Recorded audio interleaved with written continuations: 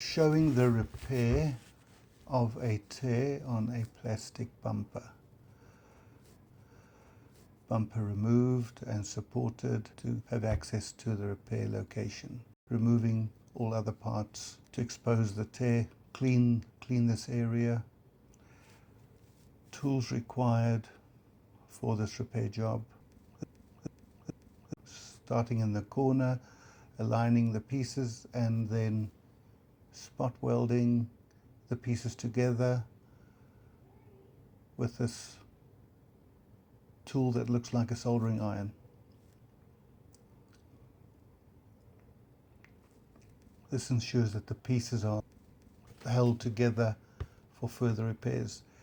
Adding plastic filler material on the inside here for additional body, ensuring that the filler material actually melts in with the black plastic of the bumper.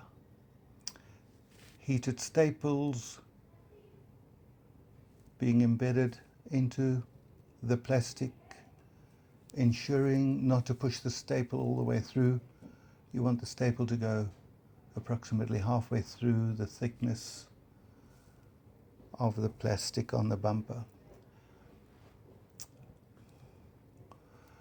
Cutting stainless steel gauze, folding it, placing it over top of the filler material, pushing the stainless steel gauze into place hard up against the filler material with this heated metal tip, embedding the stainless steel into the filler material in certain locations. This is just to ensure that the gauze is close to the filler material, that you don't have any gaps underneath.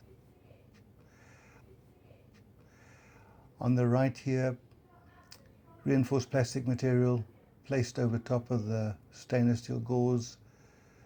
This material being melted, ensuring that it fuses with the filler material that was previously placed, which is underneath the stainless steel gauze, and for all of this to be binding to the black plastic of the bumper.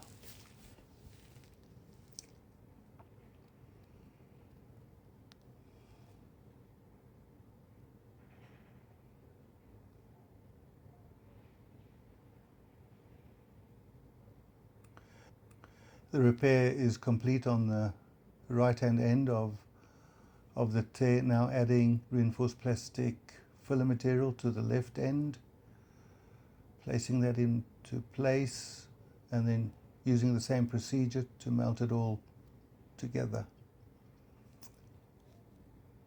This is the repair on the outside of the bumper, none of this pushed through. The bumper is resprayed and refitted to the vehicle.